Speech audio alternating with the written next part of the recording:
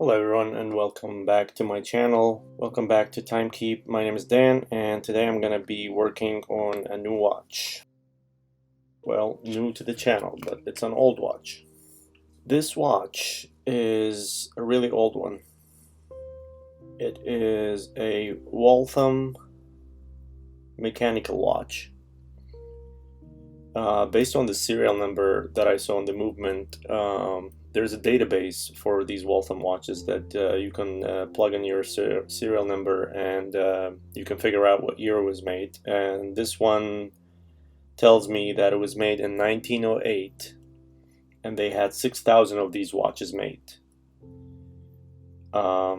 Basically, this is a pocket watch movement. I'm not sure if this one was converted to a wristwatch later, but the movement is a pocket watch movement. And it is a grade number 100 and model 1900 based on the information I was able to find about it. So this watch is actually not in a bad condition. It does have some, I think it was chrome or nickel plated. You can see the brass on the crown and there's scratches on it all over the case. And yeah, I mean it can use some sanding and maybe replating. I'm not going to be doing that today, but I will try to get it running and we'll see how we do.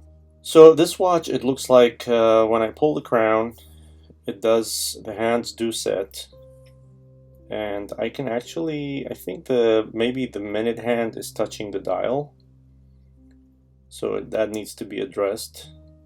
And the thing is, it doesn't wind, so basically it does need a new mainspring. That's like what I can tell just from winding the watch. And so let's open it and see what's happening. Before I open it, I'm just going to remove the spring bars, set them aside, because we'll be using them later. Okay, there's one.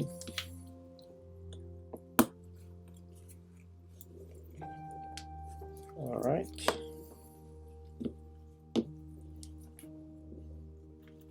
All right, let's open it.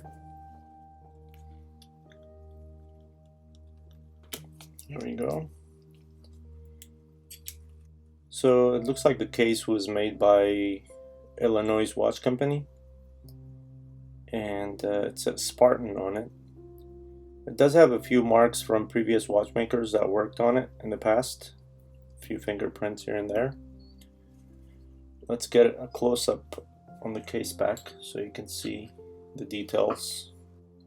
See, it says Illinois Watch Case Company, Spartan, and that's the serial number. And there are a few inscriptions on it on the inside, which tells me it's been worked on it before. Of course, a watch this old has been worked on before. Okay, so as you can see, when I try to wind it, so the crown wheel is engaging with the ratchet wheel, and it is spinning, but I can hear something slipping, so I can tell the mainspring is broken. And let's see, the balance looks okay to me. So the movement is held on to the case by these two screws right here. There's these two big screws. It's kind of obvious because they're kind of like extending further than the edge of the movement. And I'm gonna remove the screws so I can take out the movement. Here's the first screw.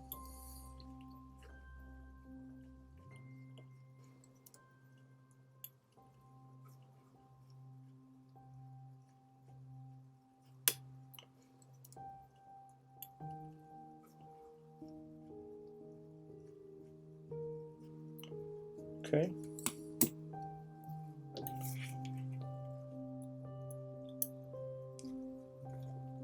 One and two. And in my experience, it's easier to push this movement through the front rather than the back for some reason. So I need to take off the bezel, and the bezel is all one piece with the crystal. That's where the crystal is sitting. So let me remove the bezel. There we go. Here's the bezel. I will try to either polish the crystal later on in this video, or maybe change it even. We'll see. It's an acrylic crystal, so it's not that hard to polish. So now all I have to do is push the movement through the front. I'm just going to do it like this. Gently. And now I have to push it that way so it disengages from the stem. There we go. Done. And there's the case. And yeah, with these cases, the crown is attached to the case. It's not like the newer watches, where you can pull the stem and the crown away from the case. Okay, so next I'll remove the hands, because I don't want to damage them. And then we'll place the whole movement on a movement holder and start disassembly. So I'm going to place this piece of plastic on the dial so I don't damage it. I'm going to use my hand removal tool. Place it right on the dial and squeeze, and there we go. So both of the hands are out. Just going to keep them safe.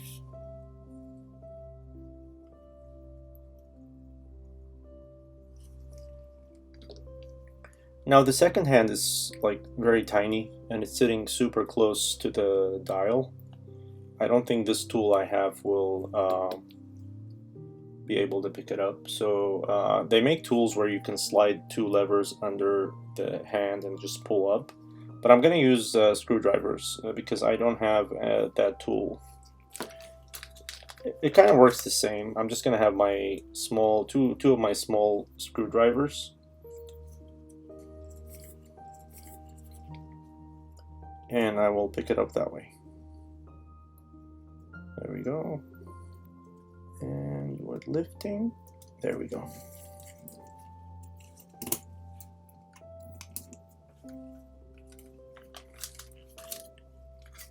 Alright, now we have the second hand off. We'll keep that one safe as well. Okay, so the next thing I'll do is place the movement on a movement holder and start this assembly.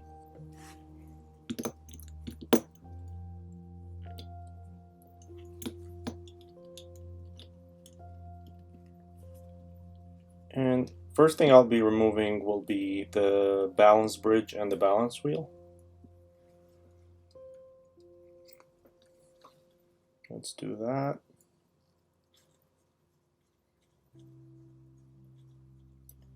And it is held down by one screw.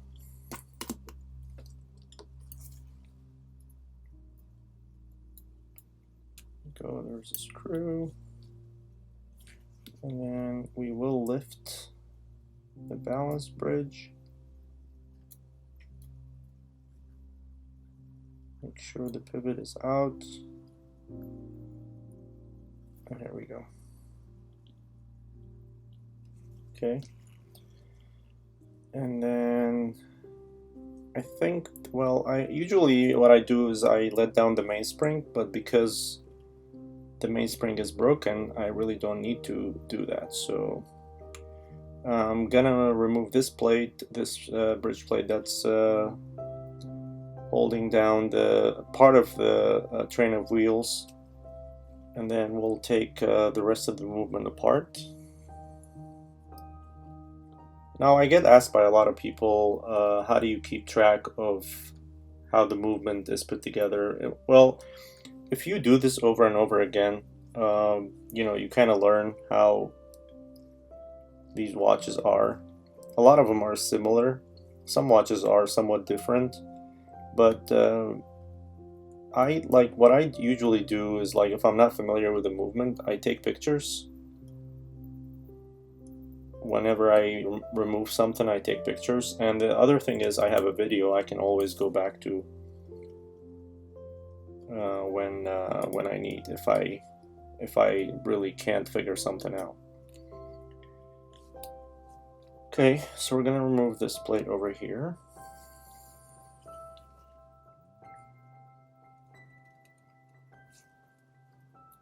Just like that. And now I can remove the crown wheel, the ratchet wheel, and everything else on this side. So let's do that. Go.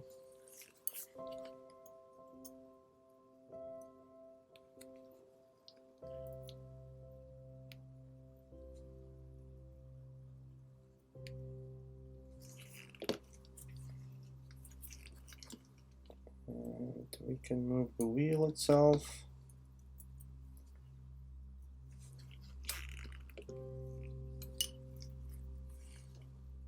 Then we move the ratchet wheel.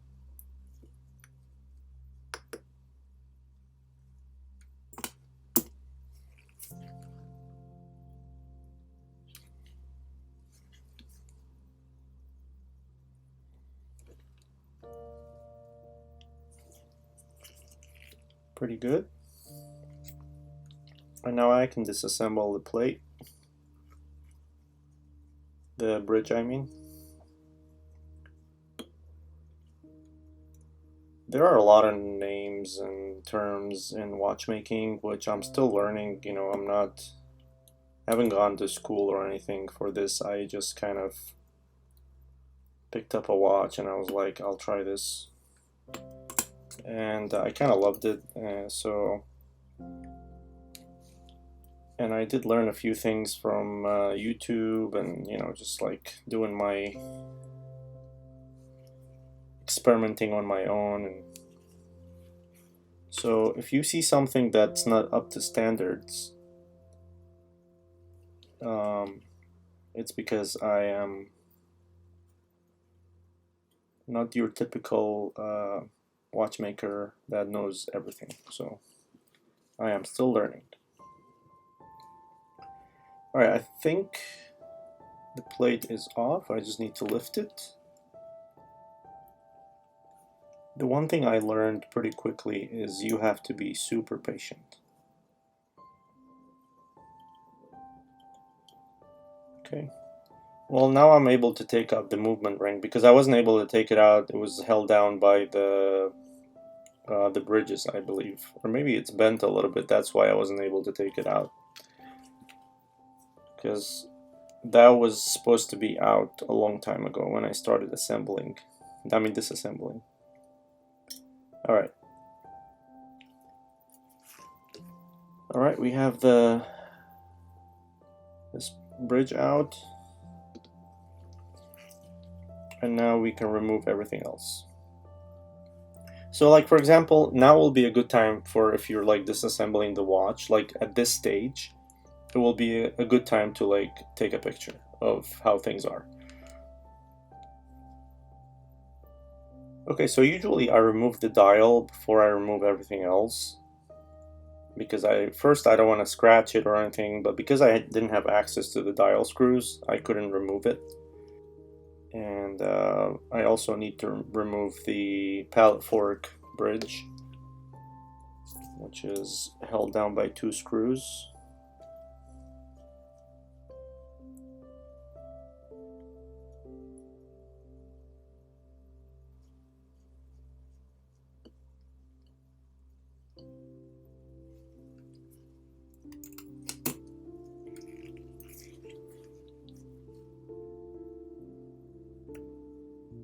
It shouldn't look like this, like everything is attached, because like there's probably dried up oil and stuff like that. So we will disassemble this and make sure every piece is detached. There we go. There's the pallet fork, and then there's the 2 screws, which I'll be removing. And then we have escape wheel. which looks good. And we'll remove, this is, I believe, the second runner. Okay.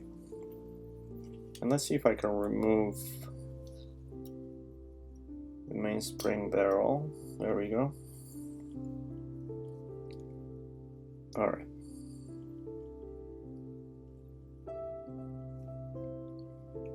So the dial is held by 2 screws. 1, 2, 3 maybe? This one has 3. So these all are the dial feet. It has 3 feet and I need to remove. So let's see if this one fits in there. Yep, it does. So you just have to loosen them just a little bit, not all the way.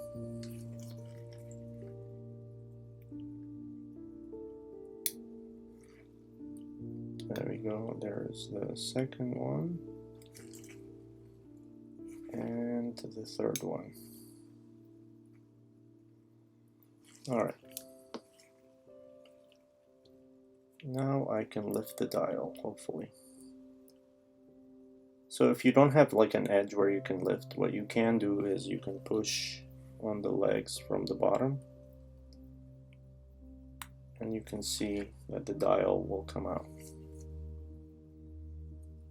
There's another one over here. Sometimes if they're not as easy to push as all you have to do is loosen the screw a little further. But like I said, you don't need to take it out all the way. Just like that. There we go.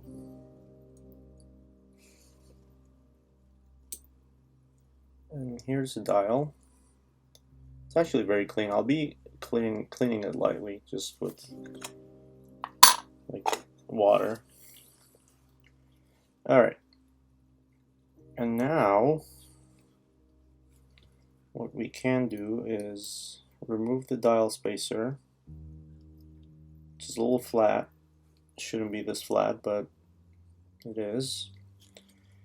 And there is a tool that is used to remove the cannon pinion, but I don't have that tool and I am comfortable removing it with just my tweezers. Just gotta be very secure, make sure it doesn't slip out or bend. There's the cannon pinion. Now if I move this over, you can see the wheels are already out. There we go. Now I could take the keyless work out, but I really don't think I need to because it does look like it's very clean. I'm just gonna grease it. I'm just gonna put some grease on it. It really looks really clean, and I don't wanna, you know, I don't wanna spend time and bore you with it. But if you wanna see how that's done, you can see one of my other videos where I did. I think I have an Elgin that looks like this one. I'll link it somewhere over here, and so that you can see it. But yeah, I'll be cleaning this. I'll be cleaning the main plate and everything, and again, I'm not gonna be. I don't have a cleaning machine, so what I'll do is I'll have to clean all the parts manually, and yeah, and then we'll assemble it again. But first, I need to inspect the mainspring. Let's see what we have here.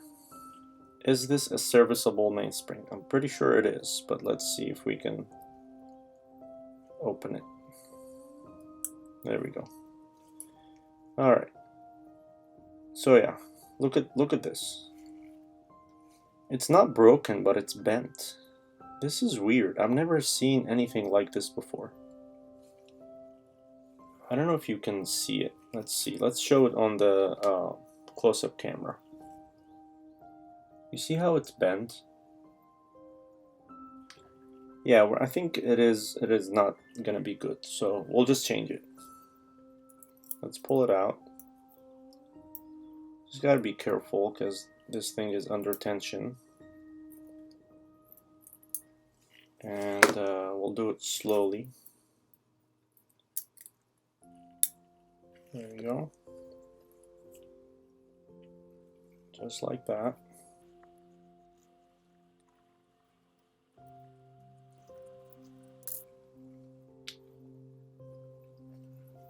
Now, I looked for a new mainspring and I couldn't find one.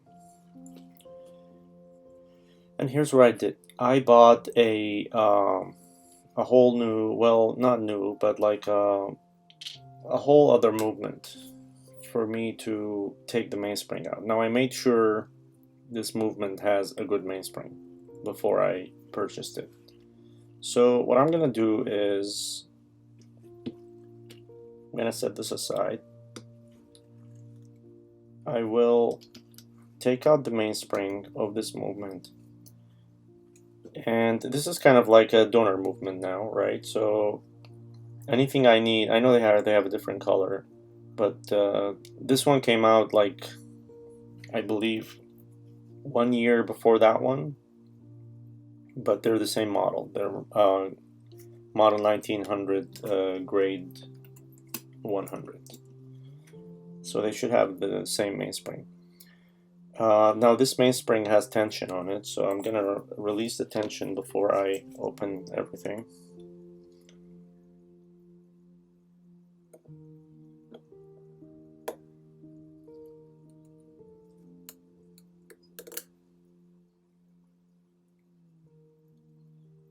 There we go. And we'll remove this plate. Well, first I need to remove the ratchet wheel.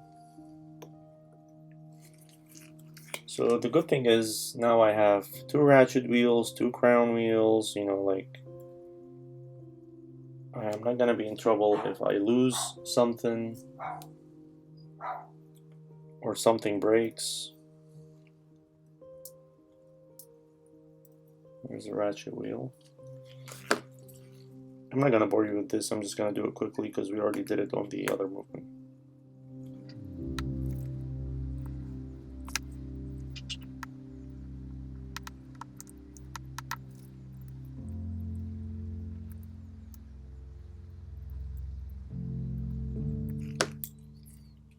Okay, and that's all we need right now from this movement.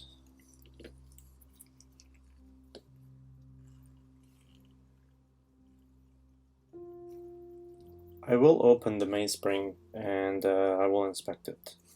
So let's open it.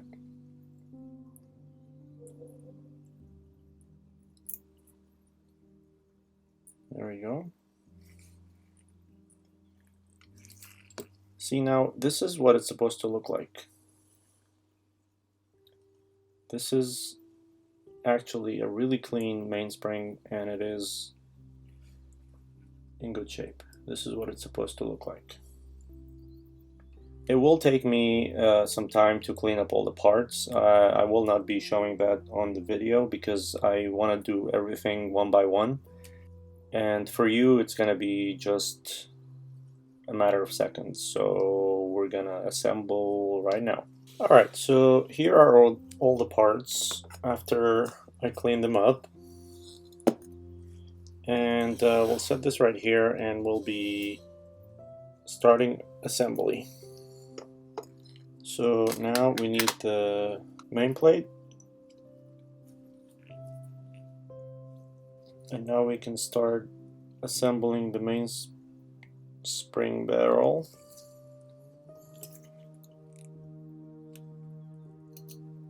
Just like that. Okay. Now we can assemble the train of wheels.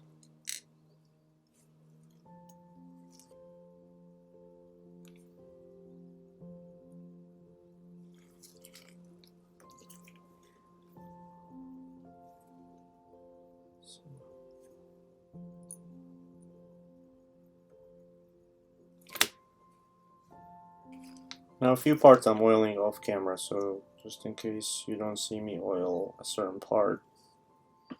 That's because I'm doing it off camera.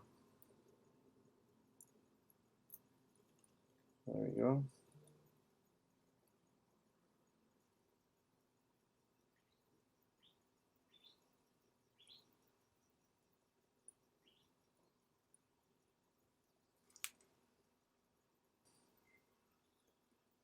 Make sure everything is sitting straight and upright, because when we put the bridge on them, it needs to engage with all the pivots.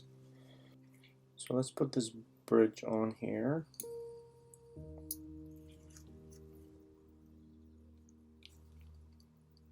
This makes it a little bit easier that you have less pivots that need to go on the bridge, because if you have more pivots, then it makes it a little harder. So to me it looks like it's sitting, but we're gonna test it. Okay, yeah, these pivots are in.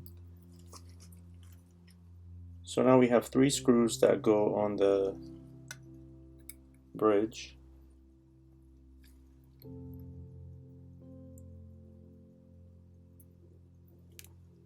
Now what I'm going to do is I'm going to hold down the bridge with my tweezers just like that, so nothing moves.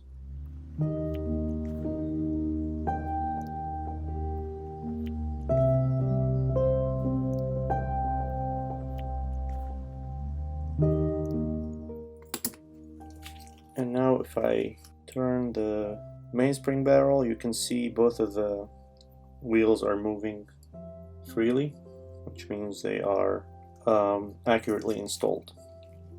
So escape wheel goes like this.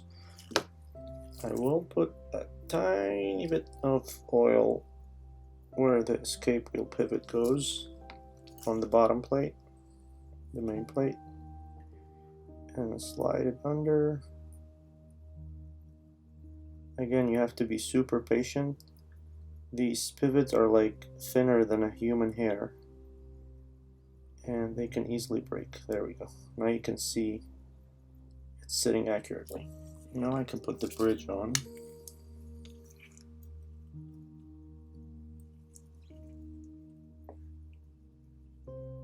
This should be easy, you would think,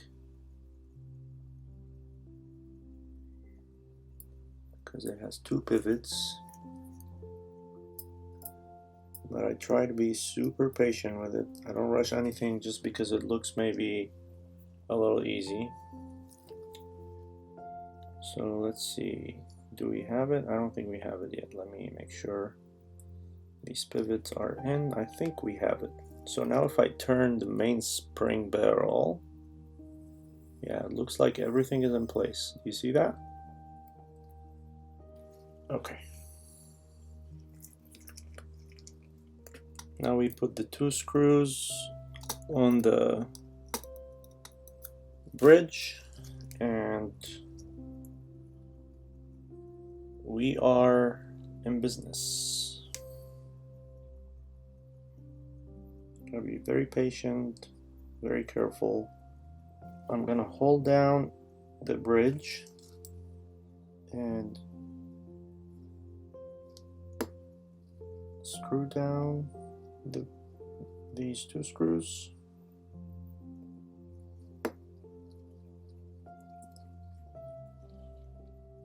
There we go. And we'll test it one more time to make sure we have it correctly.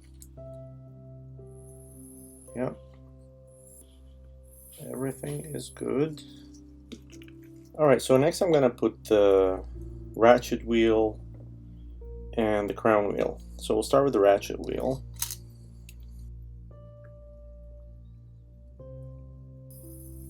And you can see when I'm winding the watch a little bit, there's power being released into the train of wheels, which means everything is accurate so far. There we go. And I will be oiling these pivots as well.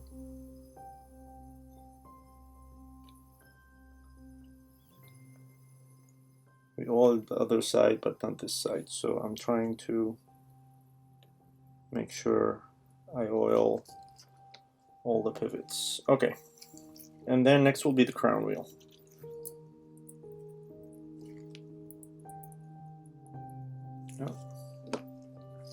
Put some oil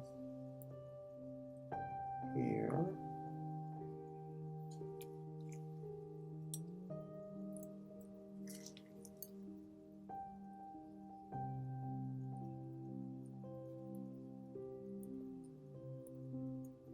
There we go. It needs to sit flush.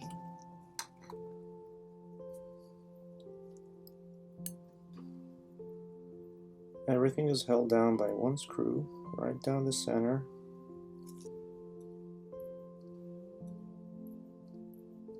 There we go. So next thing I'm going to do is I'm going to install the pallet fork and see if this movement actually is going to be running.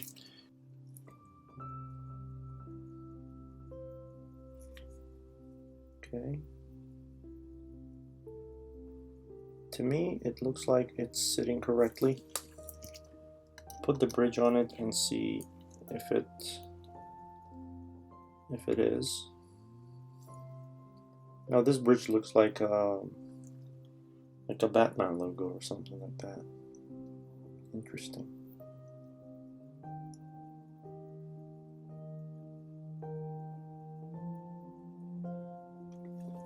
Okay, I think I got it. Oh, spoke too soon? No, I think I got it. Yeah, I think I got it. Okay. Thank you for being patient with me, guys. I mean, like I said, I still have a long way to go. But if you see how many times, I mean, if you were there when I started and how frustrated I used to get when I couldn't even get a screw to sit, just like what's happening right now.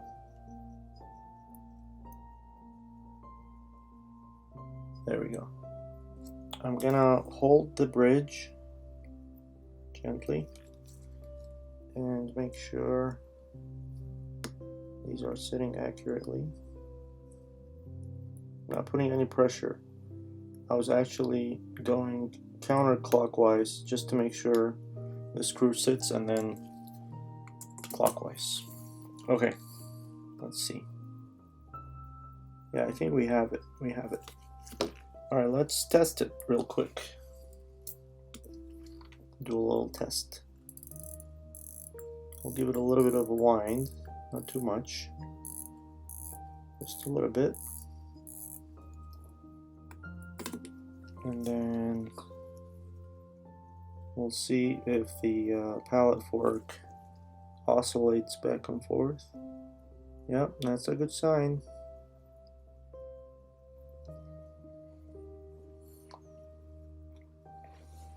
And I think there we go. There we go. We have a runner. Right? We got to work. Awesome. Awesome, awesome. I'm so happy.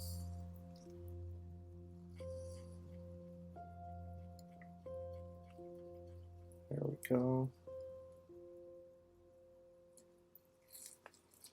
Okay. And I can wind it a little more.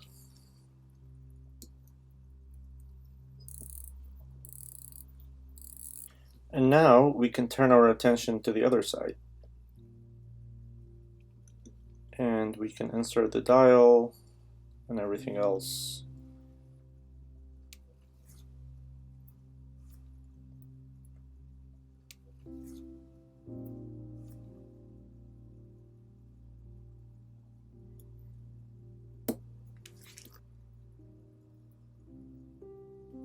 There we go.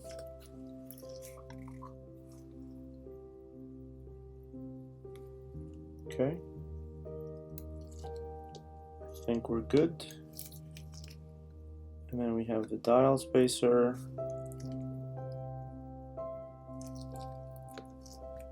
And before I insert the dial, I just want to clean it a little bit. Just gonna take a Q-tip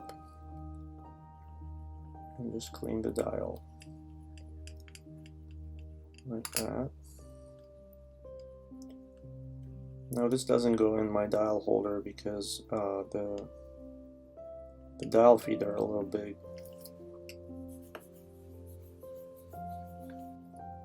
Now it's got 3 feet. They go here, here, and here.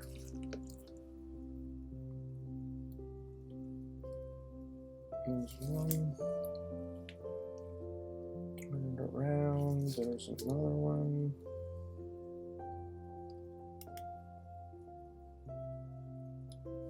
Okay, and one more.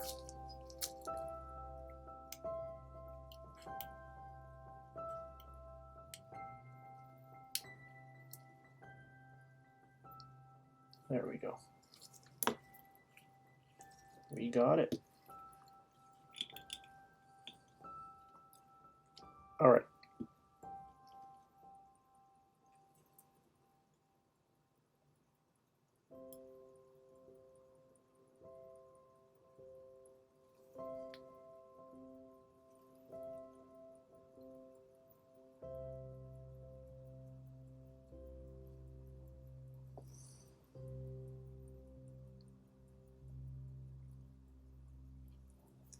Okay. And then now I can case the movement.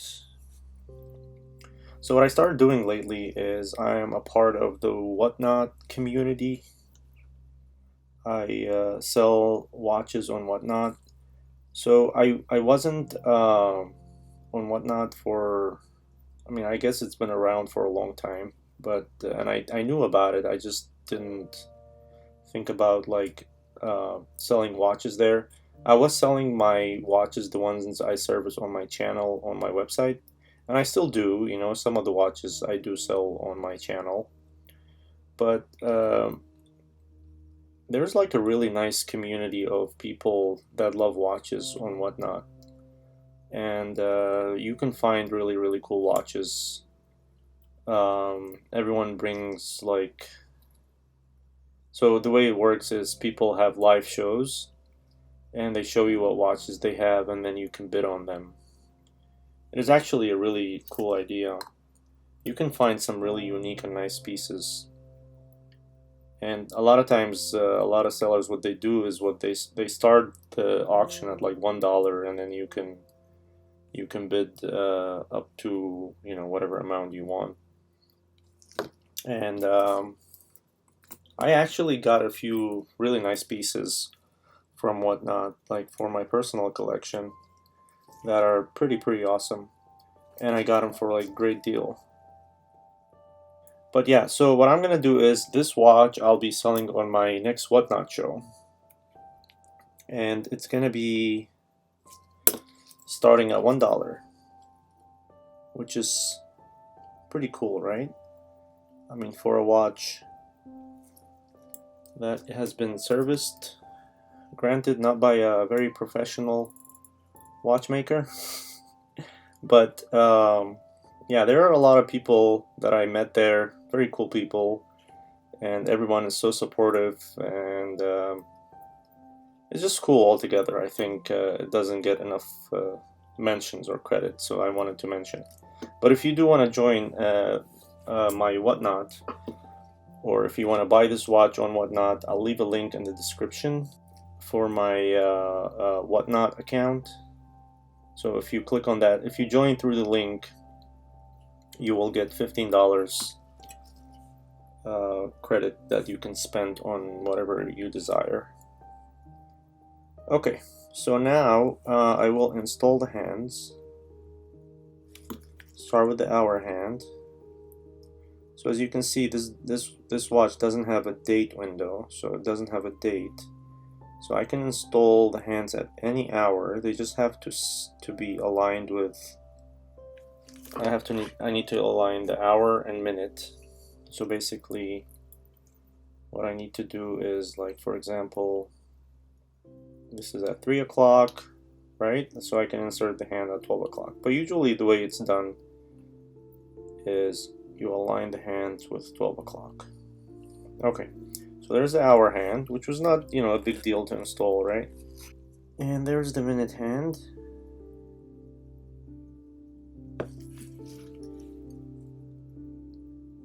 And minute hand is on.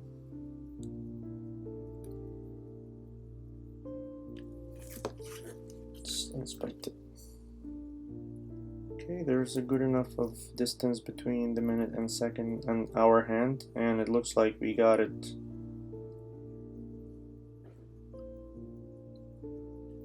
And one other thing I'll be doing to this watch is I'll be timing it to make sure it's keeping, an acceptable, accurate time, because I don't think I can get it to be, like 1 second, or we'll see. I will let you know when I auction this watch. Like I said, I will be auctioning this on Whatnot. I'll let you know what kind of time it's keeping or how accurate it is. Okay, so for the crystal, it does look like it has scratches. Yeah, I think I'll change it. So let's pop it out. I'll put a high dome crystal on this one because I like these high dome crystals. They look very nice.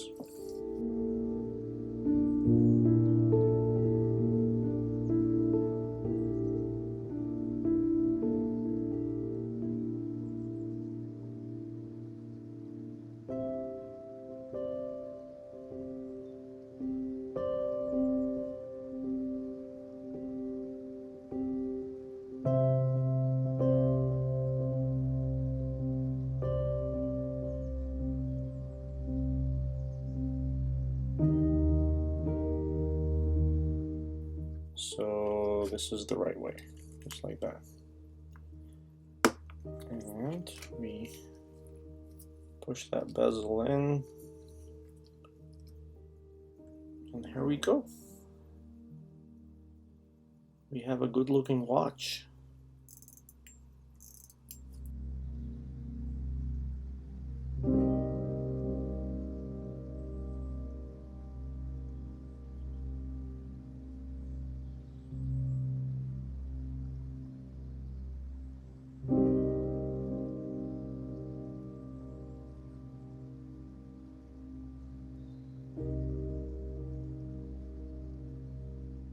And again, this watch will be auctioned on Whatnot, starting at $1.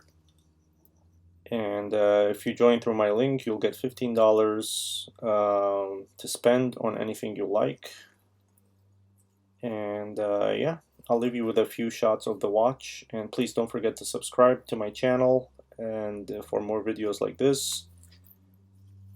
And I'll see you next time. Thank you for watching.